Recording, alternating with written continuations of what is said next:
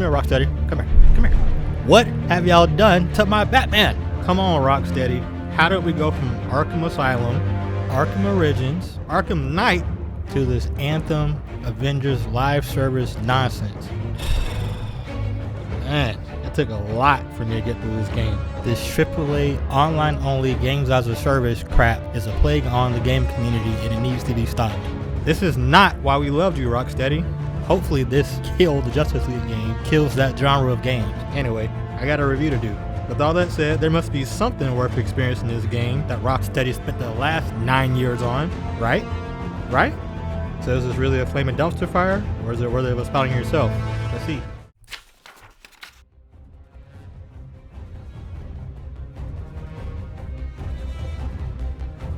This game takes place in Metropolis in the DC universe. You know, Superman's old stomping ground, Daily Planet, Justice League headquarters. Yeah, that Metropolis. But this time there's an alien invasion led by this guy, Brainiac. And boy, has he messed this place up.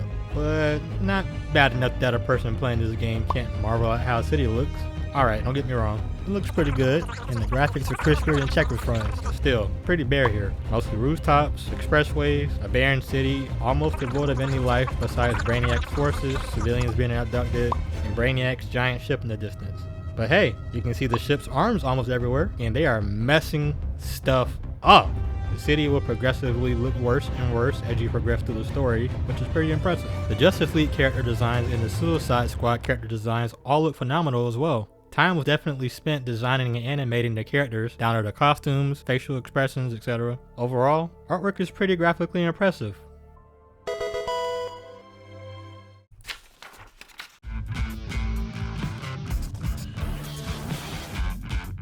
How much a player enjoys this game is arguably the most subjective part about discussions with this game.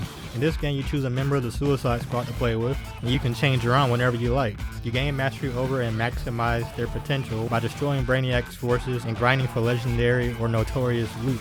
This is the bread and butter for live service looter shooter games. This game handles loot better than most live service looter shooters, and at least are not stingy with their legendary drops.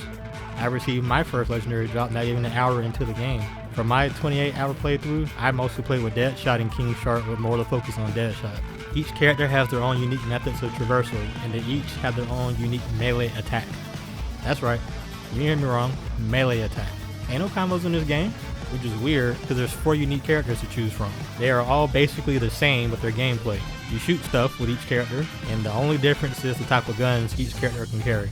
Other than that, the only other combat actions available are grenades, ultimate special, which you're gonna unlock way later in the game, traversal attacks, and 1 special move per character. The only thing that really feels good about the gameplay in this is shooting your guns, and that's because of the haptic feedback in the PlayStation 5 controllers. Sucks for you if you're playing on PC or another platform without a similar function. Then you're just left with clunky combat, clunky traversal mechanics, and a very, very minimal enemy variety to beat up on while you witness the destruction of Metropolis. It's not an exaggeration to say that almost every enemy that is not a boss looks the same, and you kill them almost the same way. This is typical live service looter shooter stuff here. And adding to the live service garbage is an inclusion of boring escort missions and boring guard this spot while killing waves of enemies missions. These suck. These missions are mostly optional side content early on in the story, but towards the second half of the story where Toyman appears, they literally start to force them on you with the missions. It does not matter what is being said during the mission brief or doing actual missions. These missions are eye-roll-inducing irritations, and they just make me want to hurry up and be done with the game. And they even had the nerve to design 2 of the 5 boss fights with the means to defeat the boss in the exact same way. And don't even get me started on the boss fights with the Justice League. So many of you have likely seen the disrespect of Kevin Conroy's Batman with how they handled his death. Yep, spoiler, Batman dies. But how can you really be surprised or upset solely on that fact, or for any of the Justice League members' deaths in this game? Kill the Justice League is literally in the game title. So if you bought this game or you're watching videos about it online, you should already know what you're getting yourself into.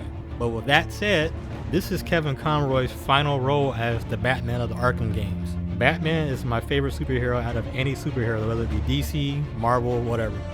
This Batman is what made Rocksteady Studios beloved by fans. The Arkham games are some of my favorite games ever. Then they put this same Batman into this game, tell the story of what happened to him after the Arkham Knight, and to see that Batman just unceremoniously die by a public execution on a bench. Brainwashed evil or not, it's just so lame. So disrespectful to the character. Of all the ways for Batman to die, this is the way they chose to send him off? Man, this really pisses me off. And I'm sure millions of others are pissed off too. The way this game goes about killing off members of the Justice League, except for Wonder Woman because she's freaking awesome, it's so uninspired, lame, and even distasteful. Even for supervillains. Even though this game makes it a point to explain how you're supposed to go about killing each of the Justice League members by literally shooting them to death, it's still extremely underwhelming. And it's hard to feel like any real effort was put into designing how they were going to be killed. Or maybe it was initially, but it got scrapped because of the live service nonsense. Their priorities are clear toward the end of this campaign. They literally make a point to start preparing you for post-story grind while the story is still being played. Anyway, if it wasn't for cool story cinematics and Batman's interaction sections, I'm sure this game would be feeling the wrath of its consumers more than it already is.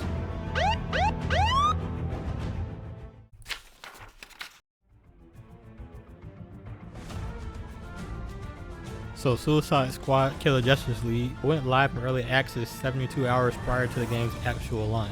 If you were willing to fork over $100 to play 3 days early, that is. Speaking of that, did you really even play though? There are plenty of videos out there from content creators such as Some Ordinary Gamers who tried to play the game in early access and just couldn't. This game's online only server repeatedly crashed, kicking its players out of the game entirely over and over again.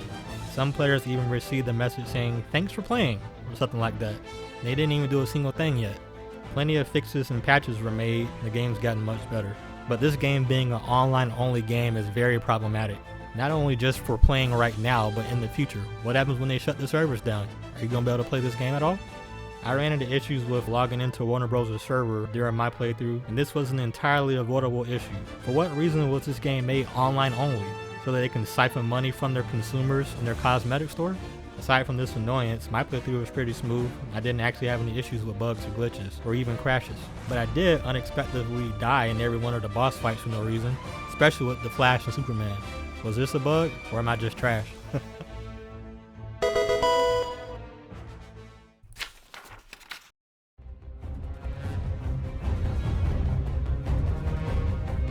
In this game, you're forced into Task Force X by Amanda Waller, just like the Suicide Squad was forced into Task Force X in the movies. This time around though, Suicide Squad is being forced by Waller to gather intel on Brainiac's invasion, and they're being tasked with other various missions. Waller constantly threatens to blow their heads off with the nano bomb she tricked them into injecting each other with in the beginning of the game. Later on in the story, Waller forces Task Force X to capture members of the Justice League or neutralize them.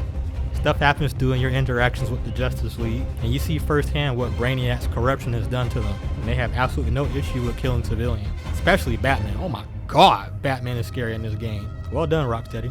Batman and Wonder Woman's cutscenes are awesome in this game. They really did Wonder Woman justice. She's the only member of the Justice League whose death felt earned. The other Justice League members' death just felt cheap, and lame, and unearned. My only gripe with the concept of killing the Justice League is that the game jumped straight to Justice League gotta die. Was there really no way to save them or snap them out of Brainiac's influence? What about killing Brainiac? That idea is never even explored. At least it makes sense that Waller wouldn't think of that since she hates metahumans, plus she sees the Suicide Squad as expendable idiots anyway. There are even moments in game where dialogue makes it seem like that should have been a possibility. Nope, Justice League just gotta die. Marvel must have something to do with that. And sure, each of them, especially Batman, does some pretty messed up stuff, but was killing them from the jump really the only option? Anyway, your hands kind of forced when they start to attack you, especially Superman. He's a menace in this game. Overall, story was pretty well done up until the end section with Brainiac.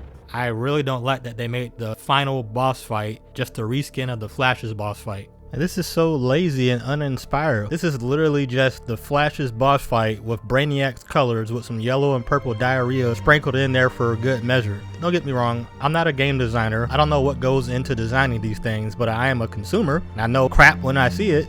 Like, this is like, who gave the green light for this? It would be acceptable if, sure, he turned into the Flash and you fight the Flash again, but you fight 3 other Justice League members too. Why didn't he also turn into Superman? Why didn't he turn into the Green Lantern? Why didn't he have some specific stuff just for Brainiac? That would have made the boss fight a lot better than just the Flash but purple. Like who thought of this?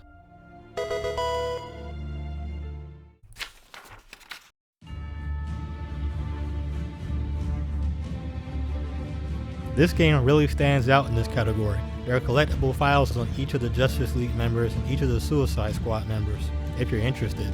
And each character changes significantly from when you first encounter them to when you last interact with them at the end of the game. This game has the makings of a pretty good single player story, but it could have been much better. There's constant dialogue between characters in and outside of the dedicated story cutscenes, and the characters are constantly quipping, bickering, talking to each other throughout the game.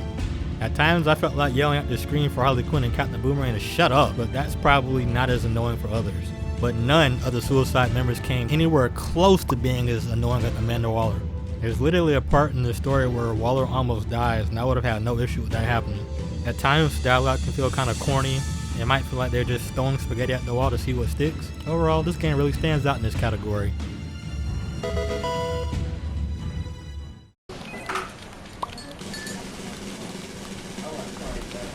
Bruh.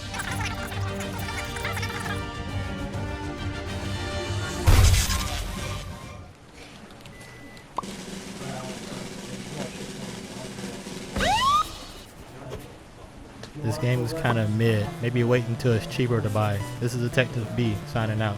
Case closed.